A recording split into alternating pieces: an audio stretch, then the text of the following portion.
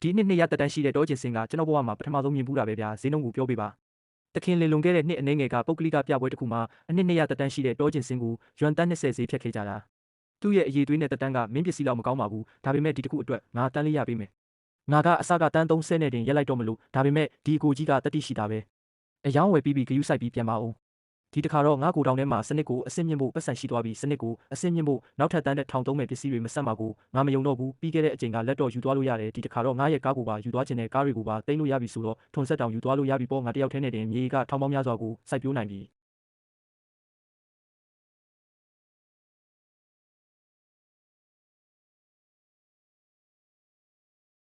ဒါဘာကြီးလဲဒါဘာစနစ်ကြီးလဲဒါဘာကြီးလဲစနစ်ကပေးတဲ့လက်ဆောင်ဆိုမှတော့ချစ်စရာကောင်းတဲ့အိမ်မွေးတတော်ဝါလေးတော့မဟုတ်နိုင်ဘူးမဟုတ်လားမင်းရဲ့စွမ်းရည်ကိုပြဆန်းမင်းကတကယ်ကိုတတ်မာတာပဲနောက်ဆိုမင်းကိုတာရှန့်လို့ခေါ်မယ်အကိုကြီးဒါကိုရိုက်ခွဲလို့မရဘူးလေချိုးရှမ်းငါမင်းအတွက်ပစ္စည်းကောင်းလေးယူလာတယ်ဒါဘာကြီးလဲရှင်လာပါမကြောက်ပါနဲ့ဒါငါရဲ့အိမ်မွေးမြောက်တာရှန့်လေတာရှန့်ချိုးရှမ်းကိုနှုတ်ဆက်လိုက်စမ်းသူကလူစကားနားလဲတယ်အိမ်လဲစောက်ပေးနိုင်တယ်လို့တခင်ကိုလည်းကာကွယ်ပေးနိုင်တယ်ချိုးရှမ်းကငါတို့အဖွဲ့တဲကမို့လို့မင်းသူ့ကိုလည်းကာကွယ်ပေးရမယ်နော်ကြားလားသူကတော်တော်လေးမာတာပဲရှင်သွားတော့တာရှင့်လူမဲကြီးနဲ့လူဝါကြီးကိုသွားနိုင်မစားနဲ့ဦးသူတို့လည်းမင်းရဲ့အပေါင်းဖော်တွေပဲဒီမြောက်ကတော့ဟိုခွေးနှစ်ကောင်ကိုမကြခင်ကြောက်လန့်ပြီးဖျားအောင်လုပ်တော့မှာပဲရှောင်းတဲ့ငါဒီနေ့တခင်ကြီးစုံစီသွားတွေ့မလို့ပြီးရင်ရိတ်ခါသွားစုဖို့ခီးဝေးထွက်ရအောင်မယ်အိမ်ရဲ့ဘေးကင်းရေးကိုမင်းတို့ညီကိုမောင်နှမတွေစီတာဝန်လွှဲခဲ့မယ်နော်စိတ်အေးထားပါတခင်ကြီးရေမြောင်းတွေကိုညီအောင်လုပ်မြေစီလွာကိုတူးဆွကြနောက်ရက်ပိုင်းတွေမှာငါတို့အလုပ်စူးစမ်းကြရမယ်လူများလေပိုကောင်းတွေပဲတက်ကြီးရွယ်အိုတွေအားနဲ့သူတွေအမျိုးသမီးတွေနဲ့ကလေးတွေကိုပါခေါ်သုံးလို့ရတယ်မြို့ပြင်ကဒုက္ခသည်တွေကိုအလုပ်ခံရင်အကောင်းဆုံးပဲဒီလောက်လူများရင်နေတိုင်းရိတ်ခါတွေအများကြီးကုန်မှာနော်သူတို့ဝဝလင်စားရပါမလားသူတို့မှလည်းတခြားဝမ်းစာရှာစရာလမ်းမရှိရှာဘူးလေသူတို့ကိုငတ်မခေါင်းပါစေပြီးပြဿနာရှာခွင့်ပေးမဲ့အစားလူတိုင်းစားစရာရှိပြီးအလုပ်လေးတစ်ခုစီလုပ်နေရရင်ကုသိုလ်လည်းရတာပေါ့ငါတာဝန်ယူနိုင်ပါတယ်ရှောင်းကျဲနားလဲပါပြီတခင်ကြီးမနေ့ကလူအများကြီးကတခင်ကြီးကိုချီးမွမ်းနေကြတယ်သူတို့ချီးမွမ်းသည်ဖြစ်စေမချီးမွမ်းသည်ဖြစ်စေအရေးမကြီးပါဘူးပြဿနာမရှာရင်ပြီးတာပါပဲတခုခုဖြစ်ရင်ခရိုင်ရုံးကိုသွားပြီးခရိုင်ဝင်စုံကိုရှာလိုက်ပါကျမမှတ်ထားပါမယ်ညီကိုရဲ့အမှန်တိုင်းပြောစမ်းပါဒီဆန်စပါးတွေအကုန်လုံးဘယ်ကရတာလဲနတ်ဖျားကဖန်ဆင်းပေးတာပေါ့ဗျာမဟုတ်ရင်ငါလိုတာမန်ရက်သားတယောက်ကဒီလောက်များတဲ့ရိတ်ခါတွေဘယ်ကရမှာလဲဟာညီကိုမှနီလန်းကောင်းရှိတာပဲငါထပ်မမေးတော့ပါဘူးအကိုကြီးဒီအမွေးအကြိုင်တွေကိုဟင်းချက်တဲ့နေရာမှာသုံးကြည့်ပါမင်းအတွက်ကဘာတစ်တစ်ခုကိုဖွင့်လှစ်ပေးလိမ့်မယ်လို့ငါအာမခံတယ်ညီကိုကငါအကြောင်းအသိဆုံးပဲကျေးဇူးတုံ့ပြန်တာကယဉ်ကျေးမှုတစ်ခုပဲမို့လို့ဒီရထားလုံးကိုမင်းကိုပေးပါရစေပတ်စံရှိရင်တော့ဒါမျိုးဝယ်လို့မရဘူးနော်အပြင်ထွက်ရင်မင်းကိုပို့ပြီးဂုဏ်ရှိစေမှာပါဒါဆိုရင်တော့ငါအာမနာတော့ဘူးနော်အကိုငါပြန်လာပြီးအရက်တောင်းတောက်တာကိုစောင့်နေပါငါစောင့်နေပါမယ်ညီကိုဒီ secret စစ်လိပ်တွေကိုပို့ရနိုင်မလားဘာကိုဆိုလိုတာလဲအမှန်တိုင်းပြောရရင်လွန်ခဲ့တဲ့ရက်ပိုင်းကငါမြို့တော်ကိုသွားပြီးငါရဲ့အလုပ်ရှင်စီအစီရင်ခံခဲ့တာမင်းပေးလိုက်တဲ့စစ်လိပ်ဘူးနဲ့မိချစ်ကိုသူမြင်သွားတယ်သူတောက်ကြည့်ရင်ဆွဲသွားတာတခြားသူတွေကိုကြွားလိုက်တော့အခုလူများကြီးကဒါကိုလိုချင်နေကြတယ်ငါအလုပ်ရှင်ကငါ့ကိုမေးခိုင်းလိုက်တာငါတို့လက်တွဲလို့ရမလားတဲ့မင်းကပစ္စည်းထောက်ပံ့ပေးသူကမြို့တော်မှာရောင်းပေးမယ်ရတာပေါ်ပတ်စံရှာရတာဘယ်သူမကြိုက်ပဲရှိမလဲဒါပေမဲ့ငါမှဒါတင်မကပဲတခြားပစ္စည်းကောင်းတွေပါရှိသေးတယ်ဒါဘာရတနာလဲအချိန်ကြီးတဲ့နာရီလေးငါတော့တခင်ကြီးဆုံးကိုမိဖုရားကြီးစီဆက်တဖို့ကိုခိုင်းလိုက်သေးတယ်မိဖုရားကြီးအတွက်လက်ဆောင်ပြင်ပေးထားတာပါမြို့တော်ကအရာရှိကြီးတွေနဲ့တထေးကြီးတွေရောဒါကိုလိုချင်ကြမယ်ထင်လားလိုချင်တာပေါ့စစ်လိတ်နဲ့နာရီတွေအပြင်ဟင်းခတ်အမွေးအကြိုင်တွေအမျိုးသမီးသုံးတနခါမိတ်ကပ်နဲ့လှပတဲ့အဝတ်စားတွေပါရှိသေးတာအကုန်လုံးကထူးခြားပြီးထိတ်တန့်ပစ္စည်းတွေကြီးပဲညီအကိုငါ့ကိုခဏဆောင်ငါအခုပဲမြို့တော်ကိုသွားပြီးငါအလုပ်ရှင်ကိုသွားပြောလိုက်အောင်မယ်ငါတို့အရက်တောင်အတူမတော့ရသေးဘူးပတ်စံရှာဖို့ပဲအဓိကအာယုံစိုက်ရအောင်တကယ်ကြီးလို့လားညီအကိုငါမင်းကိုတတိပေးချင်တာတခုရှိတယ်အကိုဆန်းပြောပါဦးလန်ယွမ်ခရိုင်ကမိသားစုကြီး၄စုမှာမြို့တော်တဲကအာနာရှိတဲ့နောက်ခံတွေရှိတယ်မင်းကတခင်ကြီးဆုံးကိုကူညီပြီးသူတို့ကိုရှင်းထုတ်လိုက်တာဆိုတော့အဲ့ဒီလူတွေကဒီအတိုင်းလွတ်ထားမှာမဟုတ်ဘူးအခုရိတ်ခါသွားစုဖို့အပြင်ထွက်တာကဒုက္ခကနေရှောင်လွှဲဖို့အခွင့်ကောင်းပဲမြို့တော်ကအာနာရှိနောက်ခံတွေကိုတတိထားပါတတိပေးတာကျေးဇူးပါအကိုဆန်းအကိုလည်းဂရုစိုက်ပါငါကရိတ်ခါအချို့ဝယ်ဖို့ပဲကူညီပေးခဲ့တာသူတို့ငါ့ကိုဘာလုပ်နိုင်မှာမလို့လဲရက်20မကတော့ဘူးတခင်ကြီးဘယ်များသွားနေတာလဲတခင်ကြီးနောက်ဆုံးတော့ပြန်ရောက်လာပြီနော်မငိုပါနဲ့တော့ငါပြန်ရောက်ပါပြီအိမ်မှာအရာရာအဆင်ပြေရဲ့လားဒီမှာပဲနေတိုင်းစောင့်နေခဲ့တာပါငါဒီတစ်ခါနည်းနည်းဝေးရောက်သွားလို့ပါမင်းအိမ်မှာပင်ပန်းသွားပြီဒါနဲ့တခင်ကြီး ရှောင်းကျဲနဲ့သူ့ညီမကလူတွေနဲ့အတူလင်းမိသားစုရွာမှာတွားနေကြတာနေတိုင်းအဲ့ဒီမှာအလုပ်လုပ်နေကြတယ်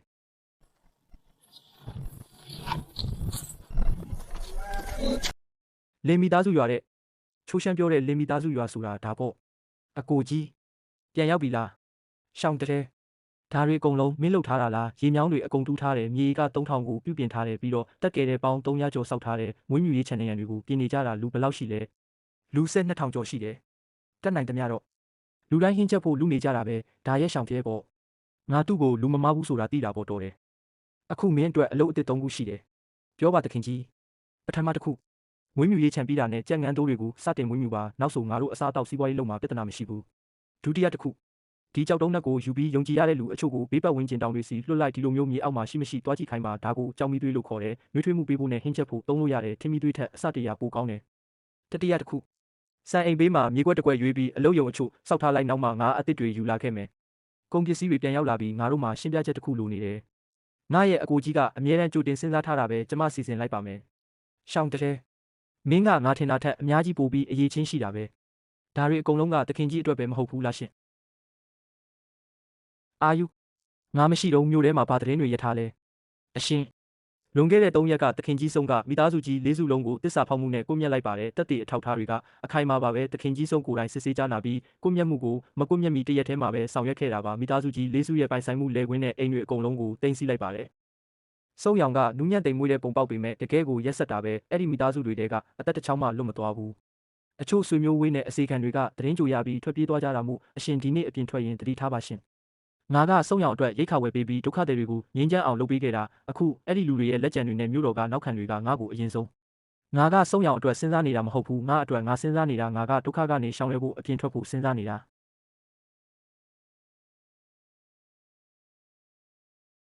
ာတခင်ကြီးယထာလုံးထဲမှာပဲနေပ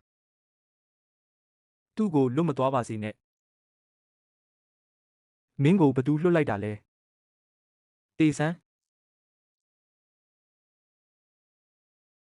သူ့ကိုခရိုင်ဝင်စီပို့ပြီးစစ်ဆေးခိုင်းလိုက်ဒီအကြောင်းကိုအမြင့်အထိစုံစမ်းရမယ်တခိုးတေးသေးလေးပါပဲဒါနဲ့အဲ့ဒီလူသက်သမားအကြောင်းဘာတွေစုံစမ်းရရှိလဲ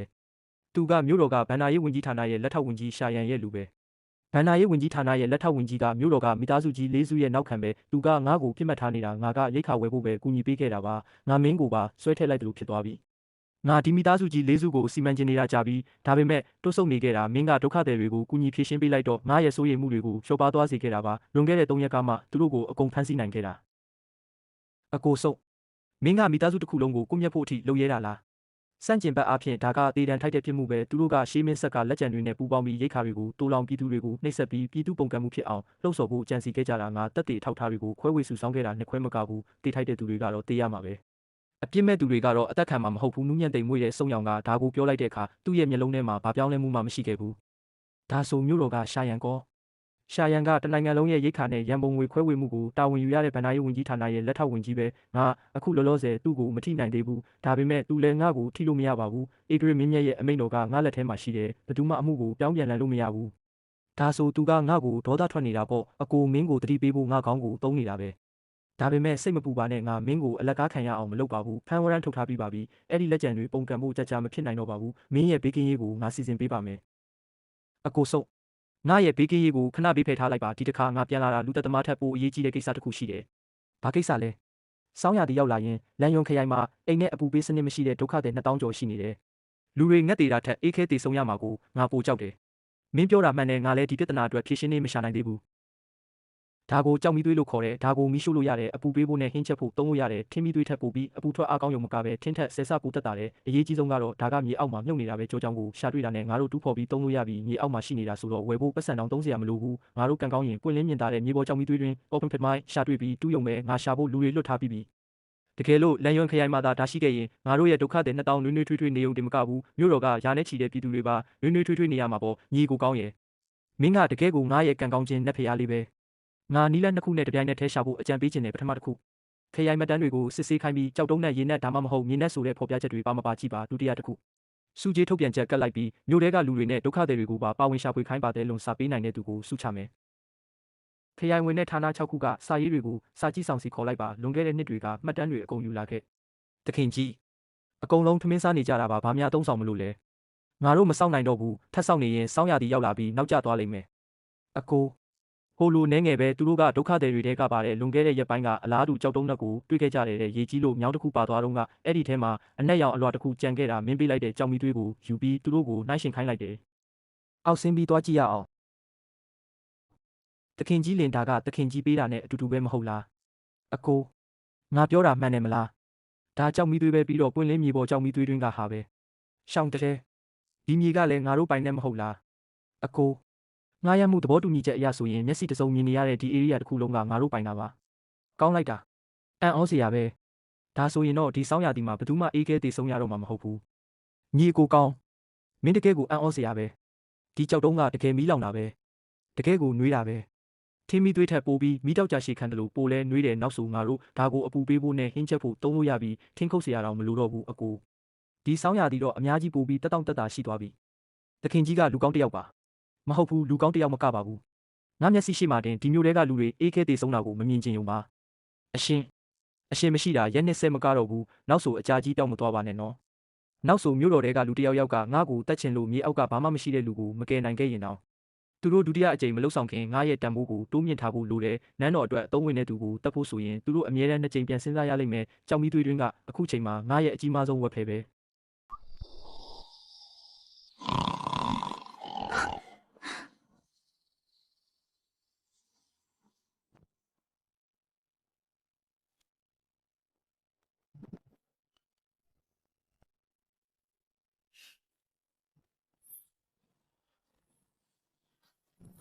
ဒုတိယတက်မှုဒီလျှို့ဝှက်အစီရင်ခံစာကိုနန်းတော်ရဲ့လျှို့ဝှက်လမ်းကြောင်းကနေတဆင့်ဧကရစ်မင်းမျက်စီအမြန်ဆုံးပြန်ပို့ရမယ်တခြားသူရဲ့လက်ထဲကိုလုံးဝမရောက်စေရဘူးနောက်တစ်ချက်ရှိပါသေးတယ်ဒုတိယတက်မှုမြို့တော်တဲကညီမတွေကိုညွှန်ကြားပေးပါဗန္ဒာရေးဝန်ကြီးဌာနရဲ့လက်ထောက်ဝန်ကြီးရှာရန်ကိုစောင့်ကြည့်ထားပါဒီနေ့သူကလန်ယွန်ခရိုင်ကိုလူသက်သမားလုပ်ပြီးလင်းကြီးကိုတတ်ခိုင်းခဲ့တာရှာရန်ရဲ့နောက်ထပ်လှုပ်ရှားမှုကဘာလဲဆိုတာငါသိဖို့လိုတယ်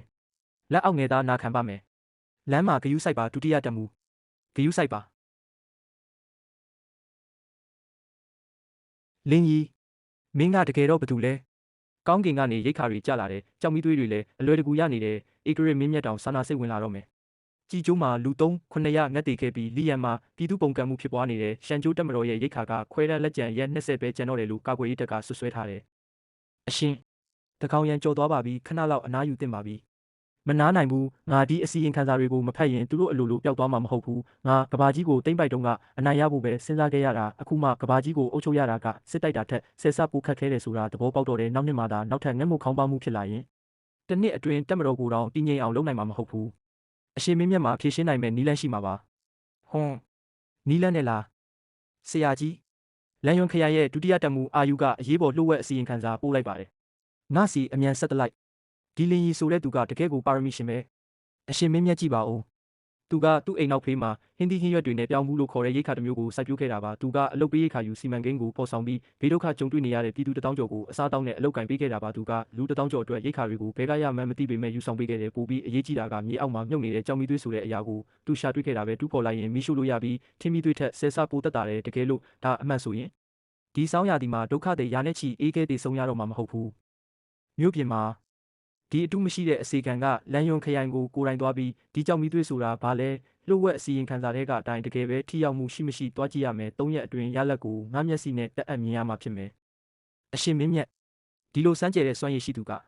အာယူရဲ့လှုပ်ဝက်အစီရင်ခံစာထဲမှာတော့သူကယာတုရခံမရှိနောက်ခံမရှိတဲ့တာမန်အရက်သားတယောက်လို့ပြောထားတယ်သူကရိတ်ခါပိတာတောင်းပေါင်းများစွာကိုရယူခဲ့ပြီးစုံရောင်ကိုဒုက္ခတဲ့2000ကိုတည်ငြိမ်အောင်ကူညီပေးခဲ့တယ်တာမန်လူတယောက်ကစုံရောင်လုပ်ခဲ့တယ်လို့မိသားစုကြီး၄စုကိုဖျက်ဆီးပစ်တာမျိုးဘယ်လိုလုပ်နိုင်မှာလဲအဲ့ဒါငါစစ်ချင်နေတာပဲမူလအစကိုမသိရတဲ့သူတယောက်ကဒီလောက်များတဲ့ရိတ်ခါတွေကိုဘယ်လိုထုတ်လုပ်နိုင်တာလဲတခါမှမမြင်ဘူးတဲ့တီးနှံတွေကိုစိုက်ပျိုးပြီးတခါမှမကြားဘူးတဲ့တတုတွေကိုရှာဖွေတွေ့ရှိတာလဲသူဘသူပဲဖြစ်ဖြစ်နိုင်ငံတော်အတွက်အသုံးဝင်နေသမျှတော့ငါသူ့ကိုအသုံးပြုမယ်အရှင်မင်းမြတ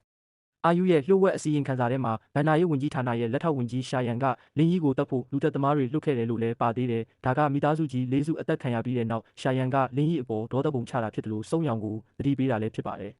ရှာရန်ကဗန္ဒာရေးဝန်ကြီးဌာနရဲ့ရိတ်ခါနဲ့လစာကိုတာဝန်ယူထားရတာဆိုတော့ငါသူ့ကိုအခုလောလောဆယ်ခြံထားပေးဦးမယ်ဒီအတော်အတွင်းမှာရှာရန်ဘက်ကိုကြည့်ဖို့လူလွတ်ထားလိုက်ပါငါလူတွေကိုသူရဲရဲဝံ့ထိဝံ့မထိဝံ့ကြည့်ရတာပေါ့ဟင်းလူကြီးမင်းရဲ့ဇာတိကလန်ယွန်ခရိုင်မဟုတ်လားအရှင်မင်းမြတ်ဒီအစီခံရဲ့ဇာတိကတကယ်ပဲလန်ယွန်ခရိုင်ပါခရိုင်ရုံးအောက်ကရွာလေးတစ်ရွာပါ